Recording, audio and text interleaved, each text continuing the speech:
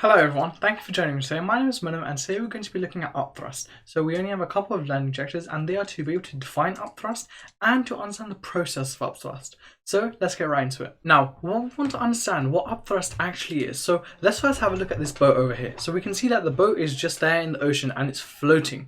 That's a very important point.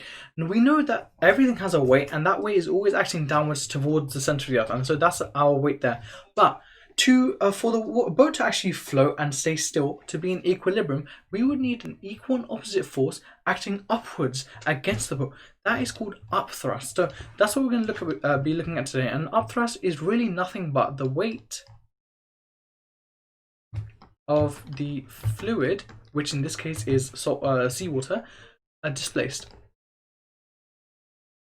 Okay, so this really simple definition really actually means quite a deep thing. So this really tells us why certain things float and why certain things don't float. Really and truly, to have something float, the weight of the fluid being displaced by the object has to be equal to the weight of the object itself. So that means that if the density of object is greater than the density of the fluid, this means that that object will actually never displace a large enough volume to actually weigh enough to actually counteract its own weight. That's because it's more dense.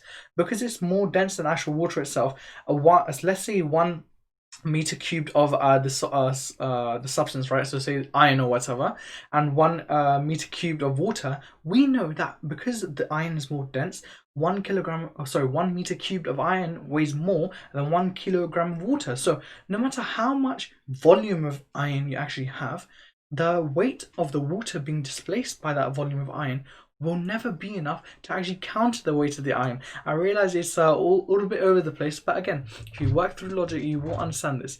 This is often why boats, so if I take a cross section of a boat, they often have huge empty spaces, which are really called, I think they're called buoyancy rafts, something like that. They have huge empty spaces inside to match. So that means that where the boat sits in the water, right?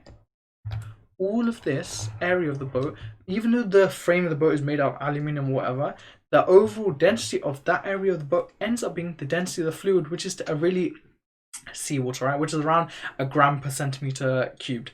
So, because of all of this empty space, air is much less dense than actual water. So that sort of less density of air and the heavier density of the actual metal itself sort of counteracts, and so we get an overall density equal to the seawater surrounding. Okay, so now we really understand upthrust and the process of upthrust, being that for an object to float, the weight of the fluid being displaced by that object has to be equal to the weight of the object itself.